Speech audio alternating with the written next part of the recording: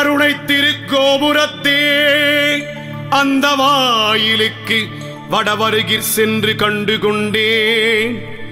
வருவார் தலையில் தடபடன படுகுட்டுடன் சக்கரை முக்கியகை கடதட கும்பக் களிற்று கிளைய களிற்றினையே.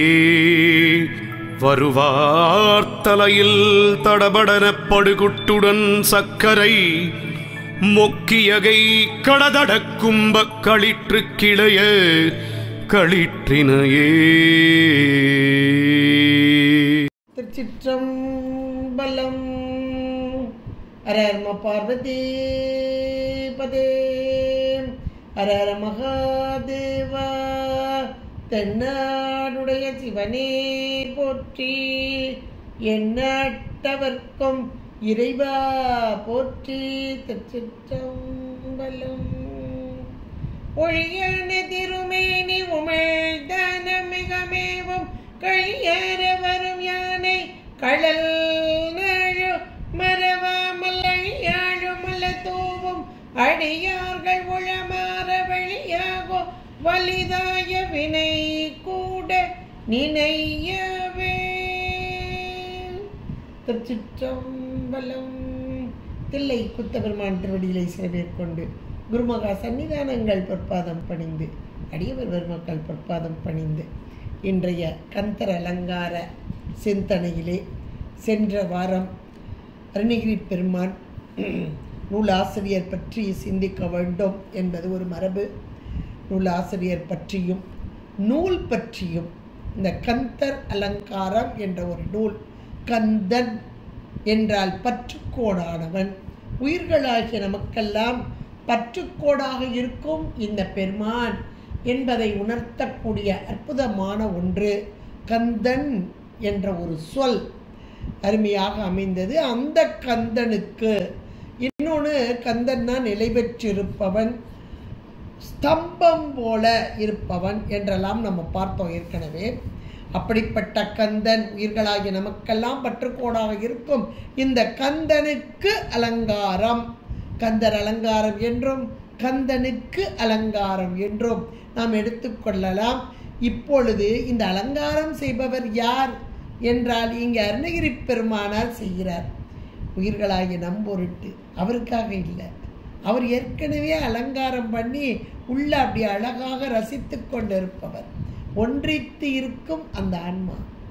ஆனால் நாமும் அந்த நிலைக்கு வர வேண்டும், அந்த கந்தனோடு ஒன்ற வேண்டும். ஒன்ற வேண்டும் என்றால் அந்த பொருள் நமக்கு ரொம்ப பிடிக்கணும். ஒரு பொருள் பிடிச்சிச்சின்னா அதை சுவைச்சு ருசித்து அப்படி உட்காந்து அனுபவிப்போம். அப்போ அந்த அனுபவம் நமக்கு வரணும். அந்த அனுபவத்திற்காகத்தான் இந்த அருளாளர்கள். இன்னும் சொல்ல போனால் சாதாரண கோவில்லையே நம்ம போகிறோம், இறை இந்த விக்கிரகங்கள் அதையெல்லாம் பார்க்குறோம். நாம் பார்க்க வேண்டும், அதை அனுபவிக்க வேண்டும், நம் மனம் ஒன்றுபட வேண்டும் என்றுதான் அதை அழகாக அலங்காரம் பண்ணுகிறார்கள். நம் போன்ற உருவம் கூடிய அம்மை அழகாக அலங்காரம் பண்ண, ஆகா அம்மா என்ன அழகாக இருக்கா, அப்படியே மெய் மறந்து போகிறோம். இப்போ கோயிலுக்கு போகும்போது நேரத்தில் அந்த ஒரு வேற ஒரு இடத்துல இங்கே கோயிலுக்கு போகிறேன்னு, ஆகா ஐயா என்ன அழகாக இருக்கார், எப்பவும் பார்க்குறவர் தான் சுவாமி.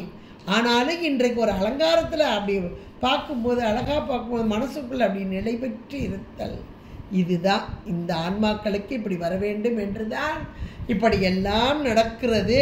அதில் இந்த அருளாளர்கள் இவங்க கருணையே வடிவானவர்கள். கருணைக்கு அருணகிரி என்று சொல்வார்கள். கருணையே வடிவானவர். அந்த கருணையினால் உயிர்களாகிய நாமும் இந்த பெருமானை ரசிக்க வேண்டும், அனுபவிக்க வேண்டும், விட்டு புரியாமல் இருக்க வேண்டும் என்பதற்காக இந்த கந்தனுக்கு அலங்காரம் பண்ணுகிறார்.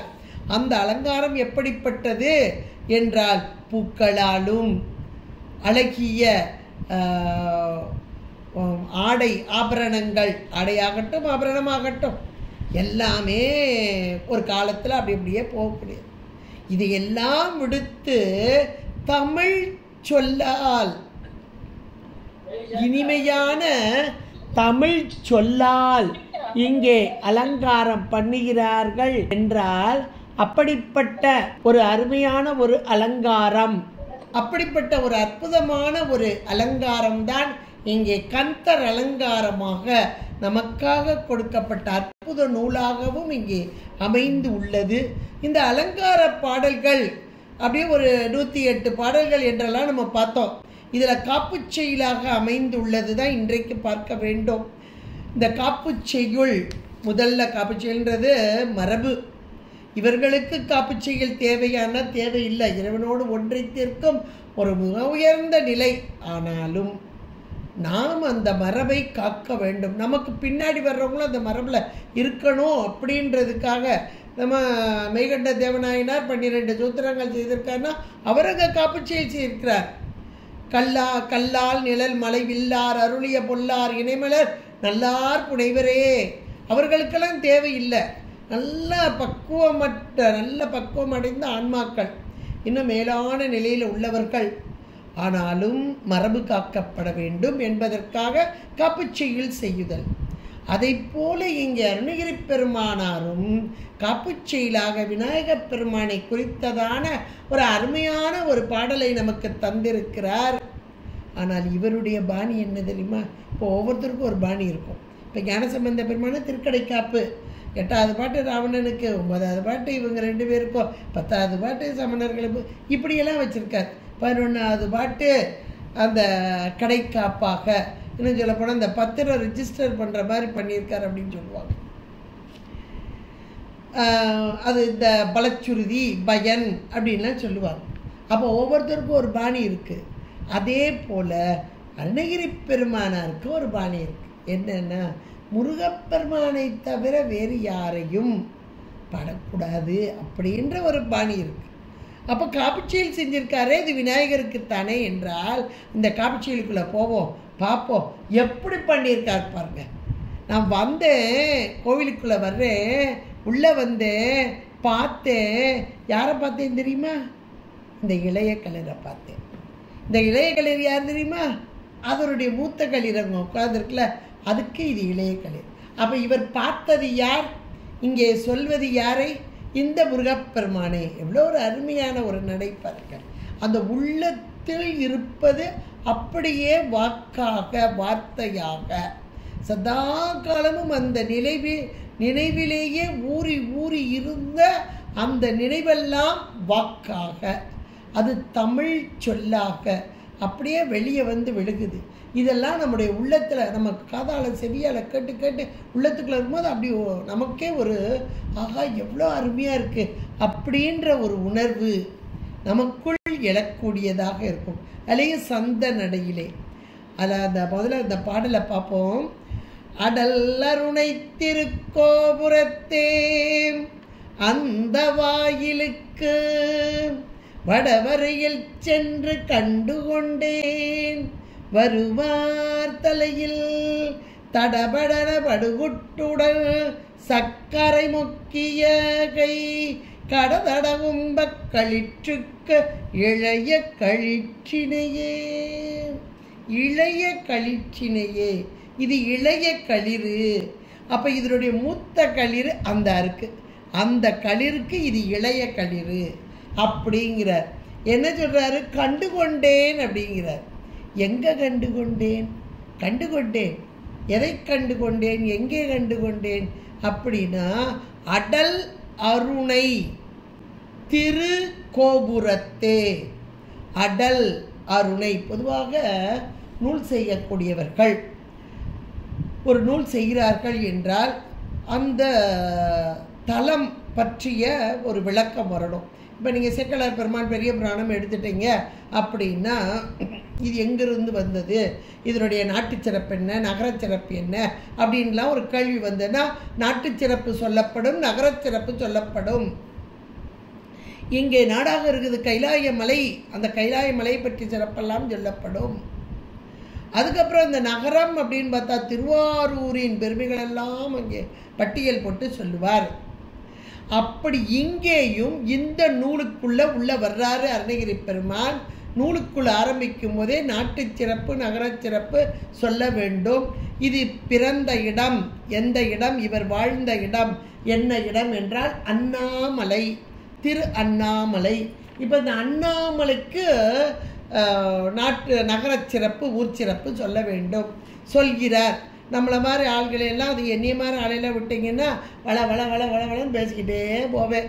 ஒரு இதை சொல்கிறதுக்கு ஒரு 10 நிமிஷத்துக்கு மேலே அப்பா சாந்தியக்கா நிறைய சொல்கிறாங்க, நிறைய நினைப்பாங்க. ஆனால் பெரியவர்கள் அப்படி நினைக்க மாட்டாங்க. பெரியவர்களுடைய வாக்கு என்பது சுருங்க சொல்லி விரிந்த பொருளை உள்ளடக்குதல். இதுதான் பெரியவங்களுக்கும் அறிவில் குறைந்தவர்களுக்கும் உள்ள வித்தியாசம். அவர் சொல்கிறாரு பாருங்க, அடல், இது ஒரு வார்த்தை தாங்க, 3 எழுத்து கொண்ட ஒரு வார்த்தை அடல். அருணை என்பது திருவண்ணாமலை எல்லாருக்கும் தெரியும். அப்போ அடல் என்பது எதை குறிக்கிறது? அண்ணாமலையுடைய பெருமையை குறிக்கிறது, நகரச் சிறப்பை சொல்கிறது அப்படின்றது. உண்மையில அதுதான். அப்போ அடல் என்பது என்ன பொருள் அப்படின்னா வலிமை. வலிமை. சரி, வலிமைன்னா என்ன வலிமை? அங்கே ஏராளமான வலிமை உள்ள வீரர்கள் இருந்தாங்களா? அல்லது வலிமையான மன்னன் இருந்தானா? அல்ல வலிமையான மனிதர்கள் இருந்தாங்களா? அந்த வலிமை என்றது எதை குறிக்கிறது இந்த இடத்துல அப்படின்னா வீரர்கள். வீரம் என்பது ஒன்று, வீரம் என்பது மேலான ஒன்று. அந்த வீரம் எது வீரம் அப்படின்றது தான் இங்கே முக்கியம். எது வீரம்? தோள் வலிமை ஒரு வீரமா? வாள் வலிமை ஒரு வீரமா என்றால் மேலான ஞானியர்கள் நிறைந்தது. அந்த ஞானம்தானே வலிமை. அந்த ஞானம் இன்றைக்கும் நீங்கள் போனீங்கன்னா சங்கீதத்துக்கு சிறந்தவர்கள் நான் எங்கள் தஞ்சாவூர்காரங்க தாங்க அப்படின்னு சொல்லுவாங்க. ஒவ்வொரு ஊருக்கும் ஒரு பெருமைகள்லாம் உண்டு. அப்படி தருமமிகு சென்னைம்பாங்க. அது பாட்டில் வந்திருக்குது. இன்றைக்கி தருமம் சென்னையில் இருக்கான்னு நம்ம தேடி பார்க்கணும் ஒரு பக்கம். அதெல்லாம் இருக்கட்டும், ஒவ்வொரு ஊருக்கும் ஒரு பெருமை சொல்லுவாங்க. இப்போ எங்கள் ஊர் திருநெல்வேலின்னா அல்வா அப்படிம்பாங்க, அது இருட்டுக்கடை அல்வாம்பாங்க. அப்படி ஒரு பெருமைகள் இருக்குது. இப்போ அண்ணாமலைக்கு அடல் அப்படின்னா வலிமை. என்ன வலிமை அப்படின்னா தோல்வலி வாழ்வழி இதெல்லாம் இருக்கிறதா என்றால் இங்கே ஒரு வலிமை இருக்கிறது.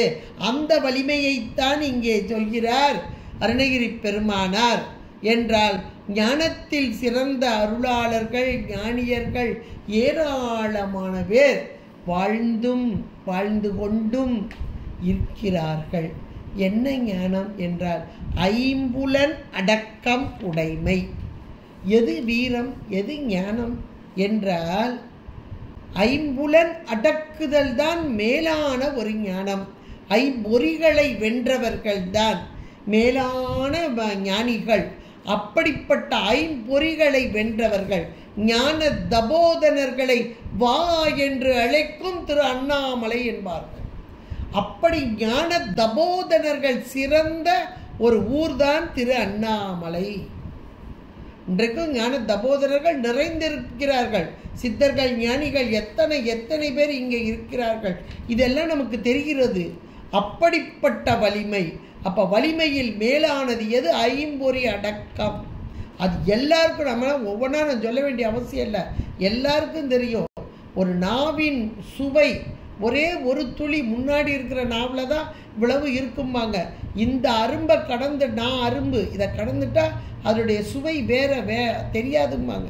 இதையே நம்மளால் கடக்க முடியலையே, ஐம்பொறியும் கடக்க முடியுமா? ஆனால் அடக்கி ஆண்ட அந்த வலிமை மிகுந்தவர்கள்.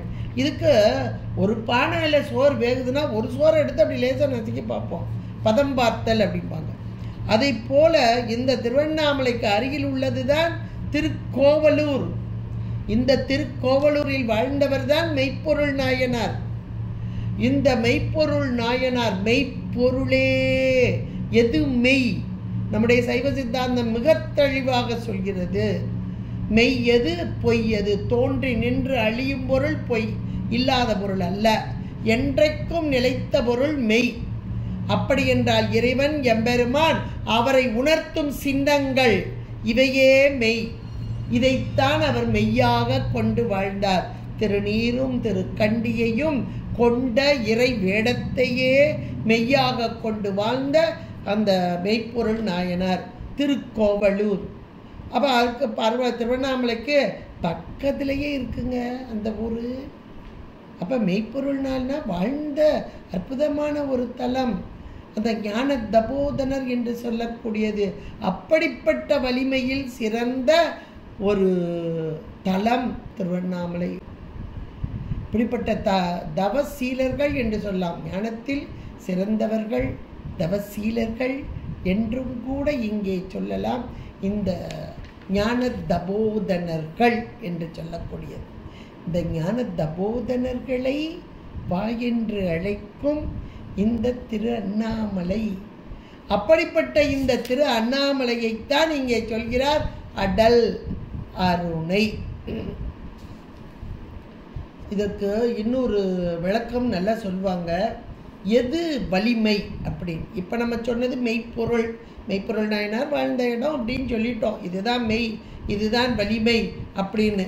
இதுக்கு இன்னும் ஒரு விளக்கமாக ஒரு சின்ன விளக்கம் சொல்லணும்னா, சேக்கிழார் பெருமான் இவரை சொல்லுவார். மெய்ப்பொருள் நாயனாரை சொல்லும்போது, கைத்தலத்திருந்த வஞ்சக் கவளிகை மடிமேல் வைத்து புத்தகம் அவிழ்ப்பான் போன்று புரிந்தவர் வணங்கும் போதில் பத்திரம் வாங்கி தான் முன் நினைந்த அப்பரிசே செய்ய மெய்த்தவ வேடமே மெய்ப்பொருள் என தொழுது வென்றார்.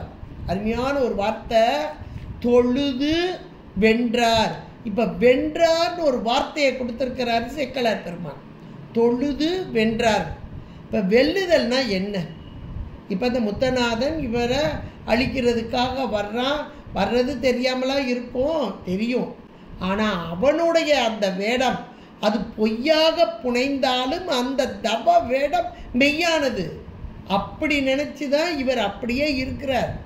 அப்பவும் கூட இவர் கையில் வாள் இல்லைன்னா, அவன் வாள் எடுத்து குத்த வருகிறான்னா நிராயுத பாணியான தன்னை குத்தி விடக்கூடாதுன்னு கைகட்டி கையில் வாளோடு தான் அவன் நிற்பாரான். அப்பவும் தெரியுது, இவருக்கு தெரியுது இவனை செய்ய வந்த நினைத்ததை அதை கூட எடுத்தான். நம்ம இப்போ யூடியூப் சேனல் மேலே அந்த காலத்தில் இருந்துச்சுன்னா, கையில் வாழை எடுத்தான், பயங்கரமாக குத்துனா ரத்த வெள்ளத்தை இப்படியெல்லாம் போட்டுருவாங்க. ஆனால் சேக்கிழார் பெருமான் எவ்வளோ ஒரு அழகான ஒரு வார்த்தையை கொடுத்துருக்காரு பாருங்க. தான் முன் நினைந்த அப்பரிசே செய்ய. எடுத்தான், கொல்னா, வெட்டினா, ரத்தம் அதெல்லாம் ஒன்றும் கிடையாது. தான் முன் நினைந்த அப்பரிசே செய்ய. எவ்வளோ ஒரு அருமையான வார்த்தை பாருங்க.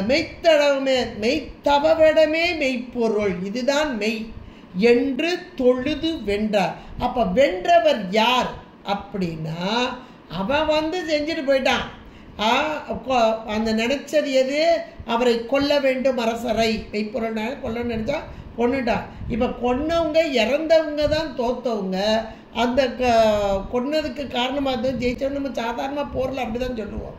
ஆனால் இங்கே சொல்கிறார் சேக்கிழார் பெருமான் தொழுது வென்றார். ஏன் அப்படின்னா, இவர் ஐம்புல வேடர், அந்த எப்படி பொறி புலன்களெல்லாம் அடக்கி மெய்ப்பொருள் இது என்று தொழுது அதிலே வென்றவர். இப்படிப்பட்ட வென்றவர்கள் வலிமை மிகுந்த. அப்போ வலிமைனா என்னன்னு இப்போ நமக்கு ஓரளவுக்கு புரியும். அப்படிப்பட்ட மேலான தவசிகள், யோகிகள், ஞானிகள் வாழ்ந்து கொண்டிருக்கிற அருமையான திரு அண்ணாமலை அடல் அருணை. இந்த திரு கோபுரத்தே, அடுத்த வார்த்தை திரு, லக்ஷ்மிகரமான.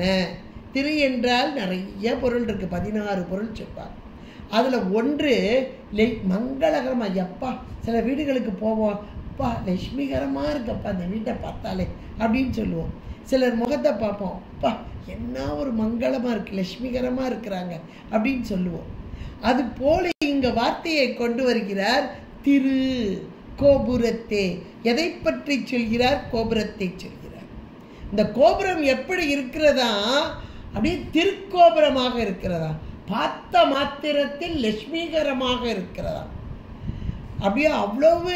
இதுக்கு என்ன பொருள் அப்படின்னா, லட்சுமினா பொருள், செல்வம் நிறைந்தது. செல்வம்னா நமக்கு தெரிஞ்ச ஒரு செல்வம் தெரியும், பணம், பொருள், இதெல்லாம் செல்வம் நம்ம சொல்கிறோம். செல்வம் என்பது எது அப்படின்னா 16 செல்வமும் செல்வம் தான். இந்த கோபுரத்தை பார்த்த மாத்திரத்தில் எல்லா செல்வங்களும் நிறைந்து நின்ற அந்த தன்மை. அதைத்தான் இங்கே அழகாக சொல்கிறார். திருக்கோபுரத்தே, திரு என்ற வார்த்தையை சொல்கிறார். இந்த பாட்டில் ஒரு 5 பகுதியாக எடுத்து சொல்கிறார் அருணகிரி பெருமான். முதல்ல திருவண்ணாமலை நம்ம பார்த்தோம். அடல் அருணை, வலிமை மிகுந்தது ஞானதபோதனர்கள்.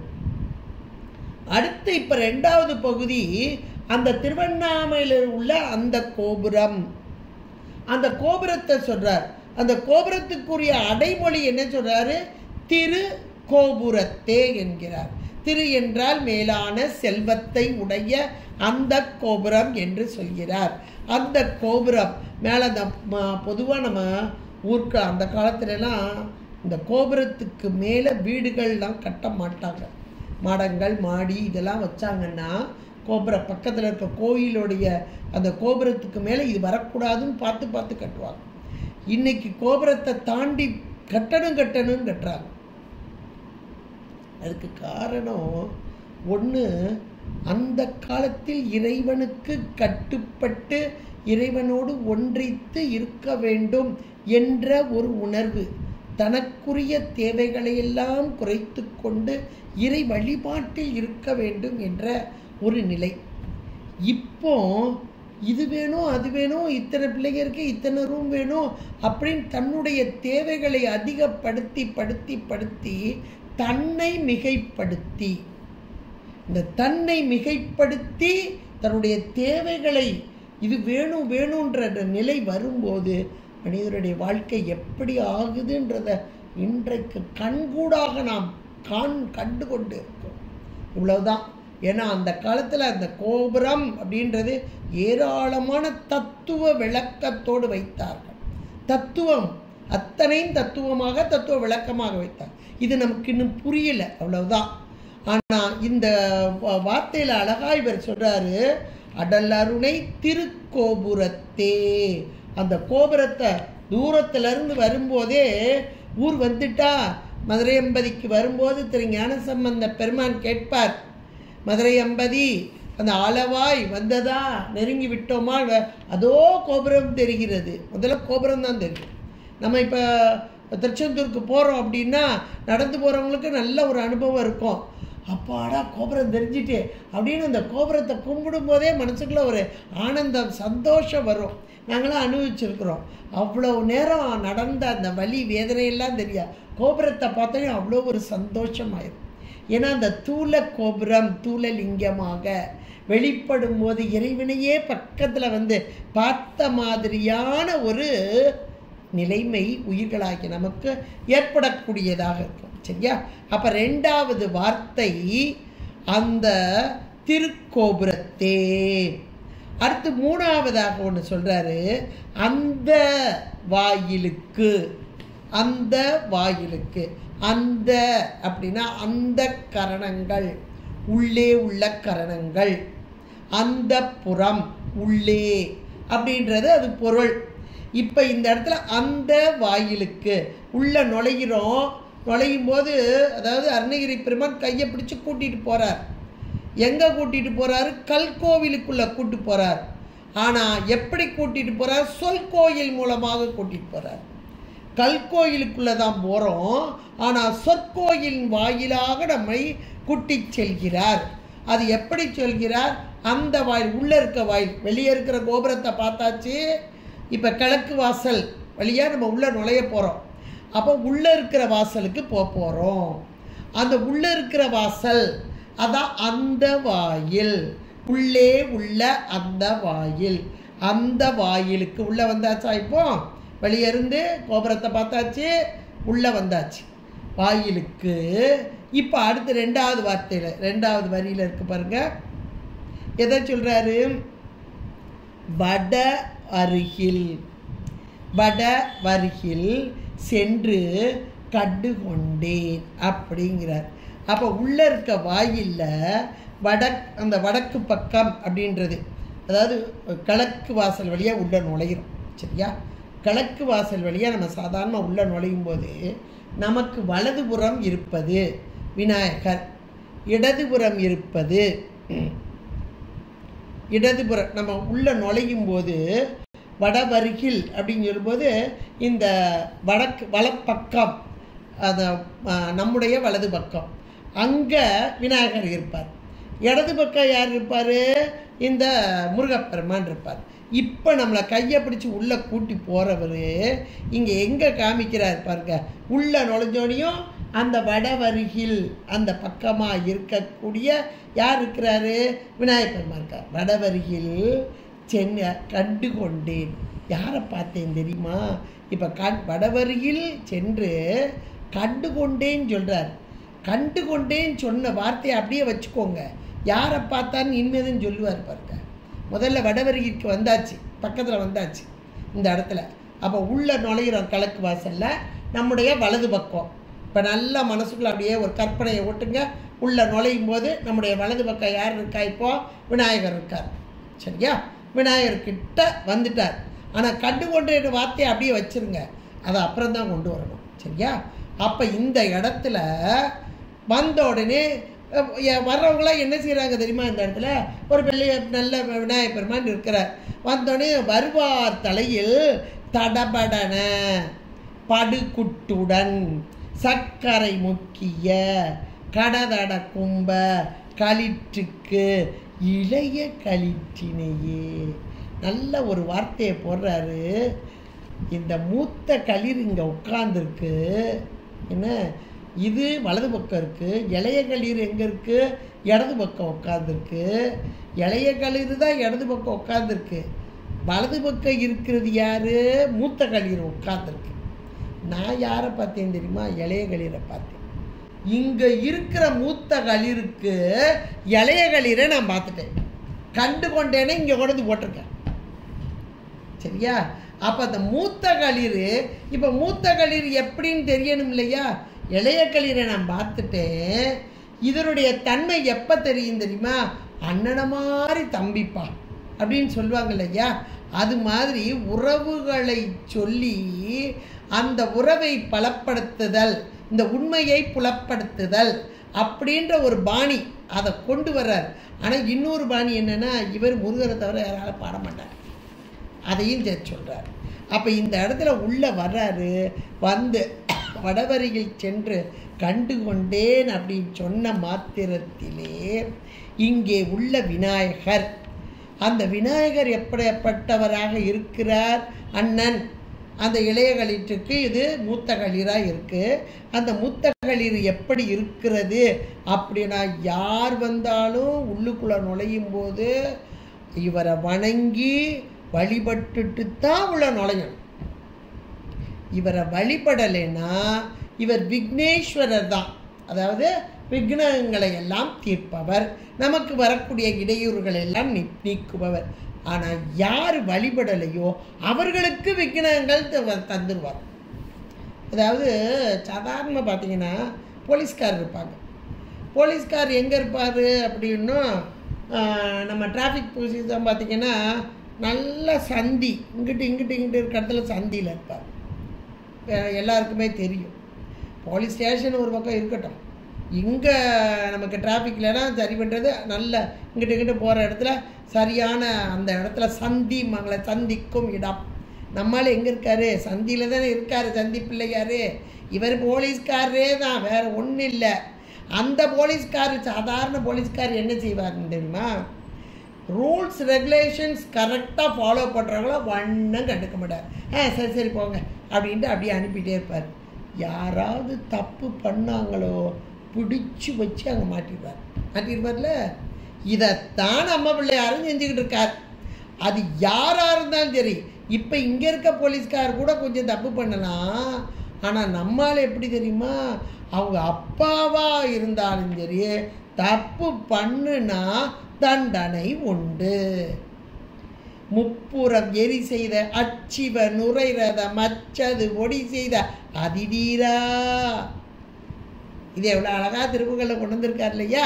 அப்போ அப்பாவே இருந்தாலும் சிவபெருமானே இருந்தாலும் மரபு என்பது என்ன என்றால், விநாயகரை வணங்கி வழிபட்டுத்தான் எந்த ஒன்றையும் நாம் செய்ய வேண்டும் என்பதை நமக்கு உணர்த்தும் இந்த விநாயகர். அது அப்பாவாக இருந்தாலும் சரிதான். அதுக்கு தான் அந்த 3 புறங்களை எரிக்கும் போது அந்த தேவாதி தேவர்கள் எல்லாம் பிரம்மாண்டமான தேரை ஒன்று உருவாக்கினார்கள். பூமியே தேர்த்தட்டாக வந்தது, சூரிய சந்திரனே தேர்காலாக வந்தது, மேரு மலையே வில்லாக வந்தது, திருமாலே அம்பாக வந்தார், அக்னியே நுனியாக வந்தது, வாயுவே பின்புறமாக இருந்தது. இத்தனை தேவாதி தேவர்கள் எல்லாம் அங்கே கூடியிருக்க, ஆகா நம்மெல்லாம் வந்துட்டோம், இறைவன் எம்பெருமான் வெற்றி கொள்வார் என்ற ஒரு தன்முனைப்பும் இவர்களுக்குள் வந்தது. இதை தட்டணும் இல்லையா? அதுக்குத்தான் ஜாபி பார்த்தாரு. ஆனால் அவர்கள் இத்தனை பேர் கூடினாலும் விநாயகரை சற்றே வணங்காமல் இருந்தார்கள். இப்பொழுது இறைவன் எம்பெருமான் அங்கே தேரின் மீது கால் வைத்தபோது அச்சு முறிந்தது. ஐயோ, இவ்வளோ கஷ்டப்பட்டு செஞ்சு சாமி வெற்றி பெறுவான்னு பார்த்தோம், இப்படி அச்சு முறிந்ததே என்று அவர்கள் எல்லாம் பதைக்க, உடனே சாமி கேட்குறார், நீங்கள் விநாயகரை வணங்கி வழிபட்டீங்களா? சாமியே அதை தானே செய்யலையே. பரவாயில்ல, அவர் கருணாமூர்த்தி, இப்பொழுதே இந்த நிமிஷமே வணங்குங்கள், இங்கேயே ஆவாகனம் ஆவார் என்று சொல்ல அந்த விநாயகரை அங்கேயே வணங்கி வழிபட விநாயகப் பெருமான் அப்படியே ஆவாகனமாக வந்தார். வந்து அவர்களுடைய துன்பத்தை நீக்க கொடுத்தார். வணங்கி வழிபட, சாமியே கொஞ்சம் தெரியாமல் பண்ணிட்டோம், உங்களை நினைக்கல, எங்களை மன்னிச்சிருங்க, தலையில் அப்படியே கொட்டுறாங்க, சொல்லி அவர் காலில் விழுகிறாங்க. விழுந்த மாத்திரத்திலே இவர் சுற்றி வந்து அந்த 2 அச்சு ஆணிகள் அங்கே இருக்கிறது, அக்னி யமன் என்ற 2 அச்சு ஆணிகளாக, இது கால தத்துவம். 2ஐயும் வெளியே எடுத்தார், வெளியே எறிந்தார். இங்கே அருமையான காஷ்டை முகூர்த்தம் என்ற 2 கால தத்துவங்களை பொருத்தினார் என்பது வரலாறு தத்துவம் எல்லாம் அமைந்த அட்ட வீரட்ட செயல்களில் ஒன்று. எவ்வளோ அருமையாக வச்சுருக்காங்க. இங்கே சொல்லியிருக்காரு பாருங்க, அப்படிப்பட்ட எல்லாவற்றிலும் சரியாக உள்ள இந்த விநாயகப் பெருமான். இந்த விநாயகப் பெருமான் அதுலேயும் கூட எப்படி வர்றாங்களா, அந்த விநாயகப் பெருமான் அங்கே இருக்கிறாரு. அந்தப்ப தடப என படுகுட்டுடன், இந்த 3வது வரி பாருங்க, வருவார் தலையில் எல்லாரும் வர்றாங்க, இந்த விநாயகரை வணங்குறாங்க. வணங்கும்போது அப்படியே படப்படப்படன்னு 2 அதுலேயும் இன்றைக்கி ஜோக் அடிக்கிற மாதிரி தான் இருக்குது. தலையில் குட்டுறதாகட்டும், தோப்பு கரணமாட்டும் எல்லாம் ஜோக் அடிக்கிற மாதிரி தான் பண்ணுறாங்க. இருந்தாலும் பண்ண வேண்டும் என்ற ஒரு மரபு அங்கே காக்கப்படுகிறது. ஏன் எதுக்குன்னு இல்லைன்னா கூட இது மிக உயர்ந்த தத்துவம், மிக உயர்ந்த தத்துவம். நமக்கு நாம் செய்யும் நன்மை அதே நமக்கு தெரியல, இருந்தாலும் பரவாயில்ல, இதை செஞ்சு கொண்டு இருக்கிறோம். தடபடன படுக்குட்டு, இறைவனுக்கு ஏன் இந்த குட்டு நம்ம வைக்கிறதுனால இறைவன் சந்தோஷப்படுவாரா அப்படின்னு ஒரு கேள்வி இந்த இடத்துல நம்ம வரணும். நம்ம தலையில் குட்டுறதுனால அவருக்கு என்னங்க சந்தோஷம் வருது அப்படின்னு ஒரு கேள்வி நமக்கு வரணும். இறை வழிபாடு முதல்ல யாரை வணங்குகிறோம்? விநாயகரை வணங்குகிறோம். இப்போ விநாயகரை வணங்கும் போது தலையில் கொட்டுறோம். இந்த தலையில் முதல்ல கொட்டின ஆள் யாருன்னு ஒரு விளக்கத்துக்கு நம்ம புராணத்துக்குள்ள வந்தோம் அப்படின்னா, விபீஷணன் அந்த வரலாறுலாம் நமக்கு ஓரளவுக்கு தெரியும். தெரியலனா ஓரளவு தெரிஞ்சுக்கோங்க. விபீஷணன் ராமாயண காலத்தில் ராமர் பட்டாபிஷேகத்தை பார்க்க வேண்டும் என்று அங்கே அவருடைய அயோத்திக்கு சென்று அவருடைய பட்டாபிஷேகத்தை கண்டு அங்கேயே இருந்த காலத்திலே மீண்டு வர மனமில்லாமல் இருந்தபோது ராமர் தான் அன்றாடம் வணங்கும் அந்த மூர்த்தத்தை பெருமாளை கொடுத்து, எப்பா நீ போப்பா, அங்கே போய் உன்னுடைய மக்களுக்கு நன்மை செய்ப்பா அப்படின்னு கொடுத்து அனுப்புனார். ஒரு பெருமாளை கொடுத்து அனுப்புனார். ஆனால் வழியில் எங்கேயும் வச்சிடாத, பத்திரமா கொண்டு போய் இந்த பெருமாள் உங்கள்கிட்ட இருக்கிற வரைக்கும் நான் உன்னோடு இருப்பதாகவே உணர்ந்துகொள் என்று சொல்லி தான் கொடுத்தார். விபீஷணன் தலைமீது வைத்து வரும்போது எல்லா தேவர்கள் எல்லாம் பார்த்தார்கள். ஆகா, இந்த பெருமாள் நம்ம நாட்டை விட்டு போயிட்டா செல்வமெல்லாம் போயிருமே, இந்த ராமபிரான் இப்படி கொடுத்துட்டாரே, எப்படியாவது இந்த பெருமாள் இங்கேயே தங்க வைக்க வேண்டும் என்று நினைத்தார்கள். அதுக்கு சரியான ஆள் யார்? விநாயகப் பெருமான் தான். விநாயகப் பெருமானிடம் வந்து காலில் விழுந்து வணங்குகிறார்கள். இதை எப்படியாவது தடுக்க வேண்டுமே, தாங்கள் தான் உதவ வேண்டும் என்று கேட்கிறார்கள். உடனே விநாயகப் பெருமான் ஒரு அந்தன சிறுவன் வேடம் கொண்டு வருகிறார். வரும்போதே வருண பகவான்கிட்ட சொல்கிறார், நீ இவனுடைய உடலுக்குள் சென்று உபாதையை ஏற்படுத்து விபீஷணன். அப்படி உடலுக்குள் சென்றபோது ஆகா சிறுநீர் கழிக்க வேண்டும் என்ற ஒரு உபாதை வந்துவிட்டது. கீழே வைக்கக்கூடாது பெருமாளை. என்ன செய்வது என்று இங்குமங்குமாக பார்த்தபோது அந்தன சிறுவனாக விநாயகப் பெருமாள் வைக்கிறார். அல்ல அந்தன சிறுவன், எப்பா தம்பி கொஞ்சம் வச்சுக்கப்பா, நான் ஒரு 2 நிமிஷத்தில் வந்துடுறேன் என்ற போது முதலில் மறுத்து பின்பு ஒத்துக்கொண்டு நான் ஒரு 10 என்றதுக்குள்ளே வரணும், எனக்கு கீழே வச்சுருவேன். ஒரு சின்ன ஒரு கண்டிஷனையும் போட்டு அதற்குள் வேகமாக செல்கிறார் விபீஷணன். இவர் அதுக்காக வந்தார். வந்த விநாயகப் பெருமான் இந்த பெருமாளை கீழே அங்கே வைத்து விட்டார். வைத்த இடம்தான் இன்றைக்கு ஸ்ரீரங்கம். ஸ்ரீரங்கத்து பெருமாள் வந்த வரலாறும் இதுதான். அதனால தான் வைணவர்களும் இந்த பெருமாளை, இந்த விநாயகப் பெருமானை கொண்டாடுவார்கள். இந்த பெருமாள் இங்கே வருவதற்கு காரணமாக இருந்த விநாயகப் பெருமான். விபீஷணன் பார்க்குறான், ஆகா கிளை வைத்து விட்டாரே என்று கோபம் கொள்கிறான். எடுத்து பார்க்கிறான், எடுக்க முடியவில்லை. அந்த பெருமாள் அங்கேயே இருந்து விட்டார். கோபம் இப்போது இந்த சிறுவன் மீது வருகிறது. இந்த சிறுவன் கையில் அம்பிடுவாரா, நம்மால் ஓடுறார் வேகமாக ஓடுறார். பக்கத்தில் இருக்க திருச்சி மலை, மலை மேலே போய் உட்காந்துட்டார். உச்சி பிள்ளையார் வந்த வரலாறும் இதுதான். மேலே ஏறி வந்து இவர் ஓடி வர்றார் விபீஷணன். வந்தபோது மேலே பிள்ளையார உட்காந்துட்டார். வந்தது விநாயகப் பெருமானா, தாங்கள் இப்படி செய்யலாமா? எங்கள் நாட்டுக்கு கொண்டு போக வேண்டிய பெருமாள், எனக்கு ஆசையாக கொடுத்த பெருமாள், அதை இங்கே நிறுத்தி வைத்து விட்டீர்களே என்று சொல்ல கவலைப்படாது. அந்த பெருமாளை பார், அவர் எப்படி பார்த்து கொண்டு இருக்கிறார், தென் திசை நோக்கிய வண்ணமாக. இன்னைக்கு ஸ்ரீரங்கத்தை பெருமாள் படுத்திருப்பார் சயன கோலத்தில், அவருடைய பார்வை தென் திசை நோக்கியதாக இருக்கும். உங்களுடைய நாட்டை பார்த்து கொண்டு இருக்கிறார். இவர் பார்வை உள்ள அளவும் உங்களுடைய நாடு சுபிட்சமாகவே இருக்கும் என்று விநாயகர் சொல்ல, தன்னுடைய தவறை உணர்ந்து தனக்குத்தானே அவரை கொட்டுறதுக்கு போனவர். 10 வயசு சிறுவனா வந்து அந்த விநாயகரை கொட்டுவதற்கு வந்தவர். இப்போ எவ்வளவு ஒரு அபவாதம் செய்துவிட்டேன் என்று தன்னைத்தானே கொட்டி கொண்டார். தன்னுடைய எண்ணங்கள் தவறு என்று உணர்ந்த மாத்திரத்தில் தன்னைத்தானே கொட்டுதல். இப்போ நம்ம கோவிலுக்குள்ளே போகிறோம். இது ஒரு வரலாறு, இதில் பெரிய தத்துவம் உள்ள கிடக்குது, இருக்கட்டும். ஆனால் இப்போ நம்ம கோவிலுக்குள்ளே போகிறோம். கோவிலுக்குள்ளே போகிறதுக்கு முந்தி வரைக்கும் ஏதோ நினைவுகள், எதையோ பேசி எதையோ நினைத்து கொண்டு வருவோம். ஆனால் இந்த கோபுரத்தை தூள லிங்கத்தை பார்த்த மாத்திரத்திலே நமக்கு மணிவாசகரும் சொல்வார், கோயில் வாயிலில் பிச்சனாக்கினாய். பிச்சன் என்றால் பித்து கொள்ளுதல்.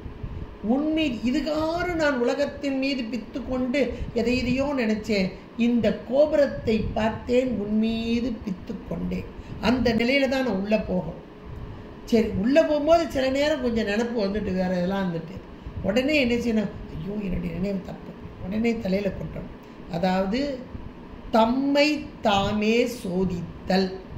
என்னுடைய குற்றம் இது, என்னுடைய தவறு இது, என்னுடைய தவறை நான் உணர்கிறேன் என்ற உணர்வு நமக்குள் வர வேண்டும்.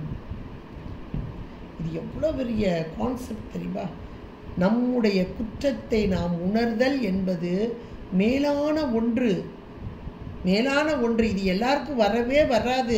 இன்னைக்கு கோயிலுக்குள்ள நம்ம அப்படியா போய்கிட்டு இருக்கிறோம். ஆனால் அவர் சொல்லி வச்சிருக்கிறார், எதிலார் குற்றம் போல தன் குற்றம் காண்கிற்பின் தீதுண்டோ மண்ணும் உயிர்க்கு. உயிர்களுக்கு தீது உண்டா? இது வள்ளுவநாயனார் சொல்றார். அப்ப என்னுடைய குற்றங்கள் என்றைக்கு எனக்கு தெரிகிறதோ அப்போது மேலான நிலையை நோக்கி இந்த ஆன்மா பயணித்து கொண்டு இருக்கிறது. இப்போ உள்ள நுழையும் போது இதுகாரும் மனதில் இருந்த குற்றங்கள் அப்படியே முன்னாடி வந்து, விநாயகப் பெருமானே அடியேன் தவறு, இந்த தவறிலிருந்து என்னை காக்க வேண்டும் என்று தனக்குத்தானே குட்டிக் கொள்ளுதல். இப்போ தன்னுடைய குற்றத்தை உணர்தல். அந்த சொல்றதுக்குத்தான், இப்படி வர வேண்டும் என்று சொல்வதற்குத்தான் இங்க ஒரு வார்த்தை போடுறாரு, தலையில் தடபடன படு குட்டுடன். இப்படி நாம் கொட்டி கொண்டோமே என்றால் நம்முடைய தவறுகள் நமக்கு தெரிந்தது என்றால் விநாயகப் பெருமான் அப்படியே சர்க்கரை முக்கிய கை நமக்கு வேண்டிய அந்த பேரின்பத்தை தந்து விடுவார். அவர் கையில் வச்சிருக்காரு பாருங்க, ஒரு அமுத கலசம் இருக்கும், சர்க்கரை முக்கிய கை. ஆகா, தலையில் கொட்டிட்டு தன்னுடைய தவறை உணர்ந்து விட்டது. இந்தா வச்சுக்கோ அமிர்தம், இந்தா வச்சுக்கோ பேரின்பம் என்று கொடுத்துருவார். எவ்வளோ அருமையான ஒரு வார்த்தை பாருங்க. தடபடன படுகுட்டிய படுகுட்டுடன் சர்க்கரை முக்கிய கை. இந்த விநாயகப் பெருமானுக்கு இவ்வளவு சொல்றாரு.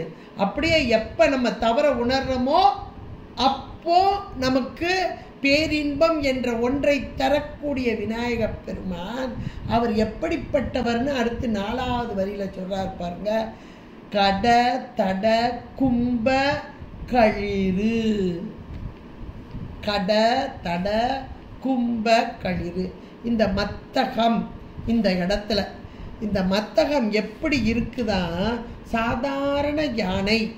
அந்த கடம் அப்படின்றது மதம், தடம் என்பது கட தட 2 வார்த்தை இருக்கு. கடம் அப்படின்னா இந்த மதம், கடம்னா மதம், தடம்னா அது பிறக்கிற இடம். இந்த யானைக்கு இப்படி இருக்கும் இந்த இடத்துல. அப்போ அந்த தடம் என்பது அது பிறக்கக்கூடிய அந்த இடம். கும்பம் அப்படின்னா தலை, இந்த இடத்துல தலை. இப்போ கட தட கும்ப களிறு. களிறுனா யானை. பொதுவாக யானைக்கு மதம் பிடிக்கும். அந்த மதம் கூட 3 வகையாக சொல்லுவாங்க. கண்ண மதம், கரட மதம், கபூல மதம் அப்படின்னு சொல்லுவாங்க. ஆனால் நம்முடைய அந்த யானைக்கு மதம் பிடிச்சா கோபம், மிகப்பெரிய வலிமை கொன்றும். அந்த யானையோட வலிமை அது வரைக்கும் அதுக்கு தெரியாது. மதம் பிடிச்சிட்டுனா அந்த வலிமையாலே அத்தனை துவம்சம் பண்ணிடும், வளர்த்த பாகனையே கொண்டு போட்டுரும். ஆனால் நம்முடைய விநாயகர் எப்படிப்பட்டவர்? கருணாமூர்த்தி. இந்த கருணைக்கு எல்லையே கிடையாது. உள்ளமெனும் கூடத்துள் ஊக்கமெனும் தரிநிறுவி உறுதியாக தள்ளறிய அன்பெனும் தொடர்பூட்டி இடைப்படுத்தி தருகட் பாச கள்ளவினை பசு போத கவளமிட. நல்ல அருமையான பாட்டுங்க. கள்ளமிட கவளமிட கழித்து உண்டு. நம்மகிட்ட இருக்கிறது என்னது? பசுபோதம் தான். அதை கவளமாக அங்கே கொடுக்க கழித்து உண்டு கருணை என்னும் வெள்ளமதம் பொலி சித்தி வேளத்தை நினைந்து வருவினைகள் தீர்ப்பார். நம்மகிட்ட இருக்கிற பசுபோதம், பாசம். பசு பாசம் 2 வகையான போதம்னு அறிவு. பசுபோதம், பாசபோதம் 2ஐயும் கவளமாக எடுத்து, சாமி என்கிட்ட இருக்க அறியாமை என்ற ஒரு மலம், அடுத்தாப்புல நான் எனது என்னும் செருக்கு, இதையெல்லாம் இதுக்கு சாப்பாடா கவளமாக போட்டுட்டா அது எனக்கு கருணை பொழிந்து விடும். இதுதான் தலையில், நம்ம தலையில் கொட்ட என்னுடைய தவறுகள் உணர. இந்த வார்த்தை அருமையான ஒரு வார்த்தை. கட தட கும்ப களிற்றுக்கு. இப்படிப்பட்ட ஒரு களிறு, அந்த களிறு இருக்கிற இடம் இது.